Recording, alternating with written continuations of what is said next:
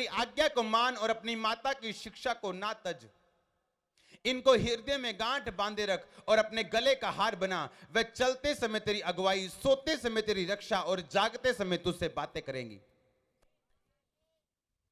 आज्ञा दीपक है, शिक्षा ज्योति और सिखाने वाले की डांट जीवन का मार्ग है, ताकि तुझको बुरी स्त्री से बचाए और पराई स्त्री की चिकनी चुपड़ी बातों से बचाए। कोई शक नहीं, परमेश्वर दयालु परमेश्वर है, पापों को माफ करने वाला। पर जो बाइबल का वचन है वो पूरा हुए बिना नहीं रहेगा। उसमें यह भी लिखा है, कहता मेरी आज्ञा को मान, गांठ बांध, ताकि तुझे बुरी स्त्री से बचा के रखा जाए। 25 में लिखा, उसकी सुंदरता देखकर अपने मन में उसकी अभिलाषा मत कर, वह तुझे अपने कटाक्ष में फंसाने ना पाए, क्योंकि वेश्यागमन के कारण मनुष्य टुकड़ों का भिखारी हो जाता है और व्यभिचारिणी अनमोल जीवन का शिकार कर लेती है। क्या कोई हो सकता है कि कोई अपनी छाती पे आग रख ले और उसके कपड़े ना जले? क्या हो सकता है कोई अंगारों पे चले, पांव ना झुलसे? जो पराई स्त्री के पास जाता है उसकी दशा ऐसी, जो कोई उसे छुएगा वह दंड से ना बचेगा। 32 आयत में लिखा, जो पर स्त्री गमन करता है यानी पराइयों स्त्रियों के पास जाता है वह निरा मूर्ख इंसान है, और जो अपने प्राणों का नाश करना चाहता है वो ऐसा करता है। 33 आयत में लिखा, उस व्यक्ति को घायल और बेइज्जत होना पड़ेगा और उसका कलंक कभी ना मिटेगा। जब एक सीएम का बेटा जाता है एक मिशन के नीचे, उसे मालूम है वो अपनी पार्टी का प्रचार करने के लिए जा रहे हैं, उसे पता है उसके फादर ने उसे एक मिशन दिया है और उसकी जिम्मेवारी उसके सिर पे दी है। अब दुश्मन ने क्या किया? दुश्मन ने रास्ते में सुंदर सुंदर लड़कियां बिठाई हुई कि जैसे ही सीएम का बेटा आए तो ऐसा डांस करना कि वो प्रचार भूल जाए और तेरी तरफ आ जाए, और उसको फंसा के रखना 10 दिन 5 दिन, और जब डेट निकल जाएगी इलेक्शन की, वोटिंग की, तो तू उसे छोड़ देना। अब जो सीएम का बेटा अगर तो वो बुद्धिमान है, वो शैतान की अपने बैरी की चाल को समझ जाएगा कि नहीं, ये दूसरी पार्टी वालों ने लड़कियां भेजी हैं मुझे डिस्ट्रैक्ट करने के लिए, मुझे आकर्षित करने के लिए, अपने सच्चे मिशन से मुझे भटकाने के लिए। हाँ कि ना? और अगर मैं इस बात को ना समझा तो मैं मारा जाऊंगा। ऐसे ही यीशु मसीह ने आपको भेजा है अपनी जीसस पार्टी का प्रचार करने के लिए, और इसीलिए शैतान पार्टी ने सामने लड़कियां रखी,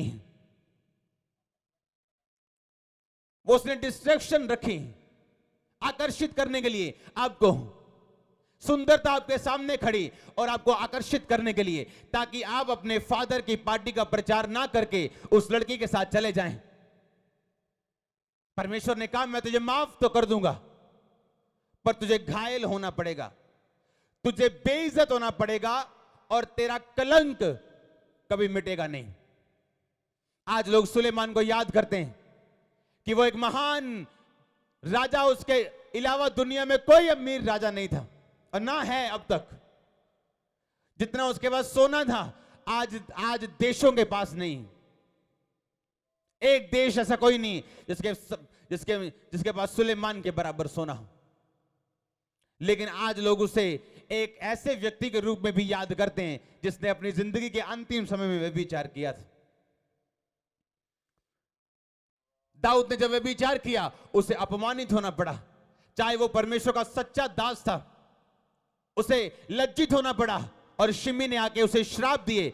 दाऊद कहता है इसको मत मारो जो मुझे श्राप दे रहे हैं, क्योंकि जो बेइज्जती मेरी हो रही ये यहोवा की ओर से हो रही। अब इसे मत छुओ, कर लेने जो करना है, क्योंकि मैं जानता हूं कोई मेरे खिलाफ नहीं आ सकता जब तक मैं अपने खिलाफ न चलूं। तो हालेलुया। आंखों की अभिलाषा, परमेश्वर ने कहा, मन की अभिलाषा, वचन कहते हैं उसकी सुंदरता देख के अपने मन में अभिलाषा ना कर, वो तुझे अपने कटाक्ष में फंसाने ना पाए, क्योंकि पर स्त्री गमन के कारण और वैश्या गमन के कारण मनुष्य टुकड़ों का भिखारी हो जाते हैं।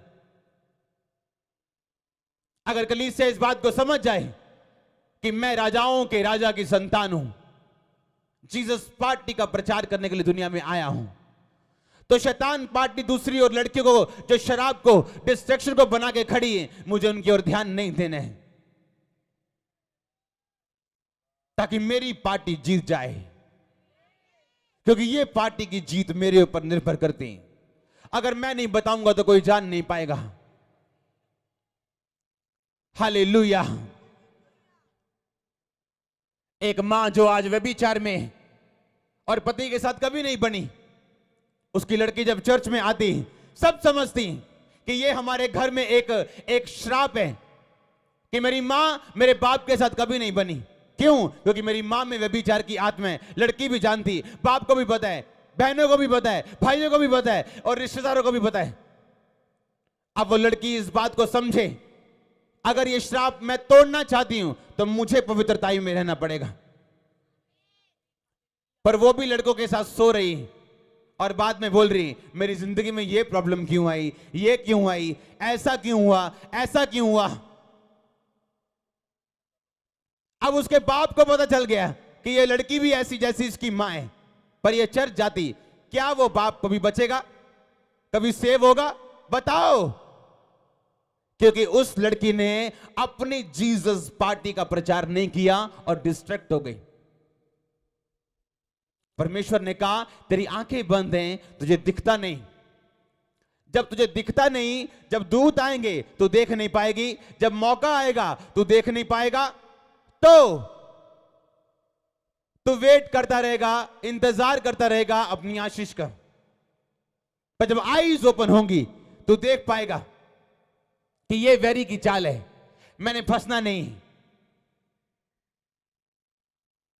हालेलुया। डिवाइन विजडम काम करती है, डिवाइन ईश्वरीय। जब आप पवित्रताई में चलना शुरू करते हैं, आप अलग काम करते हैं, जो दुनिया नहीं सोच सकती आप सोचते हैं।